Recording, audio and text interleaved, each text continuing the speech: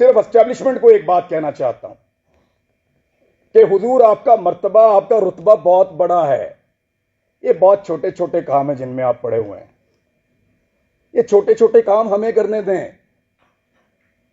اعتبار کریں ہمارے اوپر کیڑے مکوڑوں پہ.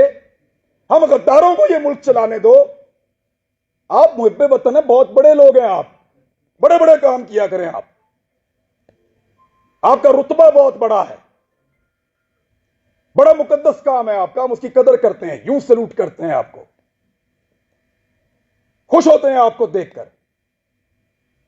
لیکن یہ چھوٹے چھوٹے کام ہمارے لیے چھوڑ دیجئے، ہمارے لیول پہ مت گریے. آپ بیچ میں سے نکل جائیں نا تو ان سب مافیا کو ہم سنبھال لیں گے، میڈیا والے. بس آپ کے خلاف بولنے کو جرت کی بات نہیں ہے.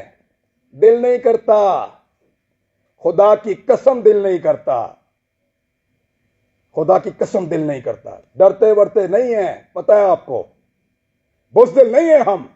کیا کرو گے؟ گولی مار دو گے؟ مار دو.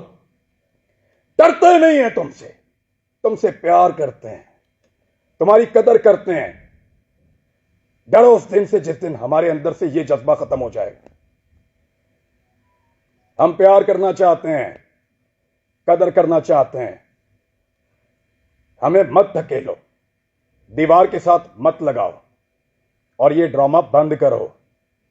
پاکستان کے فیصلے پاکستانی کریں گے، پاکستان کے فیصلے ہم کریں گے. یہ ہمارا رائٹ ہے، لوگوں کا رائٹ ہے. ڈیموکریسی یہ کہتی ہے. یہ بند کمروں کے اندر ڈرامے بند کرو. پاکستان کو تجربہ، میں بچپن سے پڑھ رہا تھا، لکھا ہوا تھا اسلام کے لیے تجربہ گاہ بنائیں گے پاکستان کو. ہمارے لیڈرز نے یہ بتا کر پاکستان بنایا. وہ کسی اور چیز کی تجربہ گاہ بنا دیا. پکڑ کے اس کو پکڑ لو، اس کو ننگا کر لو، اس کو ڈنڈے مارو، اس کے کپڑے اتار دو، اس کو گھسیٹ کے وہاں پہ لے جاؤ، اس کو جگاتے رہو، اس کو شہروں میں پھراؤ. عجیب ڈرامے بازی ہے.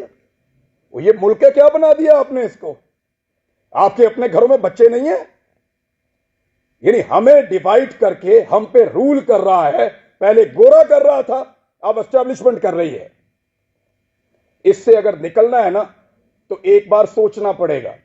میں نے یہاں کسی کو تنقید کا نشانہ نہیں بنایا. میں نے صرف بتایا ہے کہ وہ کون ہے جو ہم سب کو ڈیمیج کر رہا ہے.